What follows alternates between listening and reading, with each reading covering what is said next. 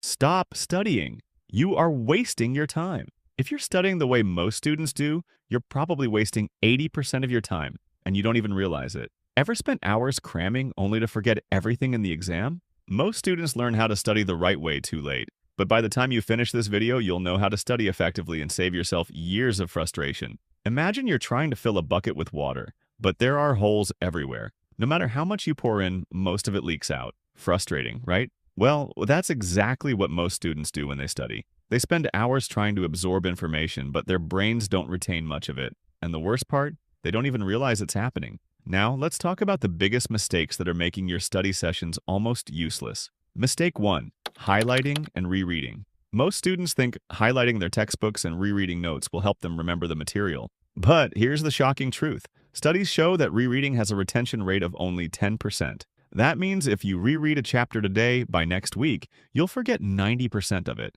It feels productive because your brain recognizes the words on the page, but recognition is not the same as understanding or memorization. Think about it. If you keep watching the same movie over and over, does that make you an expert on filmmaking? No, you're just getting familiar with the story. And that's exactly what happens with passive rereading. Mistake 2. Cramming last minute. Let's be real, we've all crammed for a test at some point, staying up all night, drinking way too much coffee, and stuffing information into our brains like it's a suitcase we're sitting on, just to close. But cramming doesn't work long term. Sure, you might remember some of it for the test tomorrow, but within a few days, most of that information is gone. Poof. Here's why. Your brain treats crammed information like junk mail. It throws it away because it knows you don't really need it. You're just forcing it in without giving your brain a reason to hold on to it. And if you think, well, I only need to remember it for the test, here's a hard truth. The students who actually master the material will always outperform you in the long run, whether it's in class, in college, or in their careers.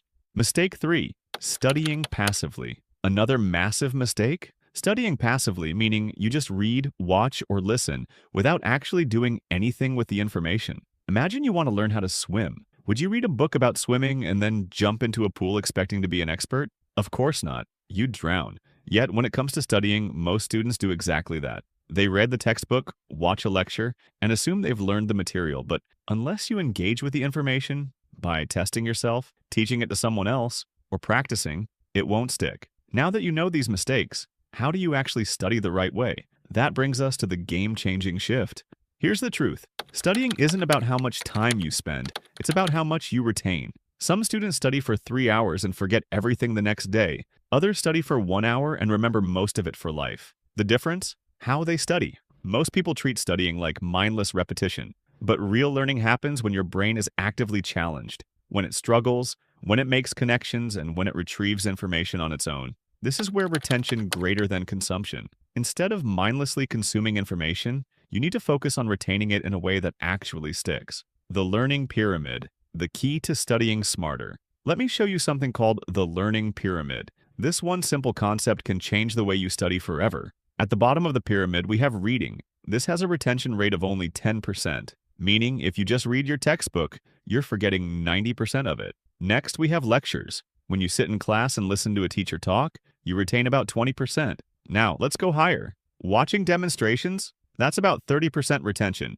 But here's where it gets powerful. When you actively engage with the information, retention skyrockets. Practicing a concept, that's 75% retention. Teaching it to someone else, 90% retention. That means if you truly want to remember what you study, you need to stop just reading and start actively recalling, teaching, and applying the information.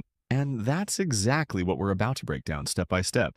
Step 1. Active recall and testing. If you want to remember more in half the time, you need a strategy called active recall. Active recall forces your brain to lift the weight. Instead of passively taking in information, you pull it out from memory, which is what makes it stick. And the best way to do this? 2 science-backed techniques. Strategy 1. The Feynman technique. If you can't explain something in simple terms, you don't understand it. Pick a concept and try to teach it to a 5-year-old. If you struggle, go back and relearn the parts you got stuck on. This shows you exactly where the gaps in your knowledge are. Refine your explanation until it's crystal clear. This works because teaching forces your brain to organize information, making it easier to recall later. Strategy 2. Past papers and self-quizzing. Here's a fact. The top students don't study more, they test themselves more. Instead of rereading, they actively quiz themselves using flashcards, past exam papers, or self-made quizzes. A real-world case study showed that students who quizzed themselves before studying scored 50% higher on exams than those who just read their notes. Step 2. Spaced repetition and the forgetting curve. Did you know that you forget 50% of what you learn within an hour? This is called the forgetting curve, and it explains why cramming fails. Your brain is wired to forget things it doesn't use. But here's the good news. You can hack your memory to remember more with less effort. Instead of trying to memorize everything in one sitting, spread it out over time. How to use spaced repetition in 3 steps. Day 1, learn the material.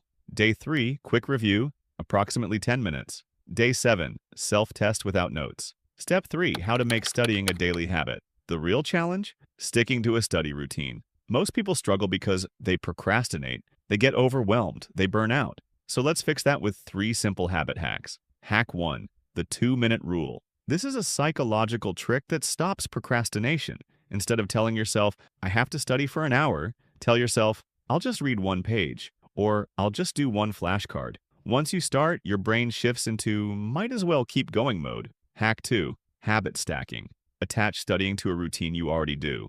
After brushing your teeth, review 1 flashcard. After breakfast, do a 5-minute quiz. After dinner, summarize 1 concept in your own words. By linking it to an existing habit, it becomes automatic, just like brushing your teeth. Hack 3, avoid burnout with the Pomodoro technique. If studying feels like a marathon, your brain will resist. Instead, use the Pomodoro technique. 25 minutes of deep focus, 5-minute break. Repeat 4 times, then take a longer break. Now here's the hard truth. Even the best study techniques won't help you if you don't use them consistently. Most students cram for hours the night before and wonder why they forget everything. But the real secret? Small daily effort beats last-minute panic every single time. If this helped, hit like and subscribe so you never miss a game-changing tip.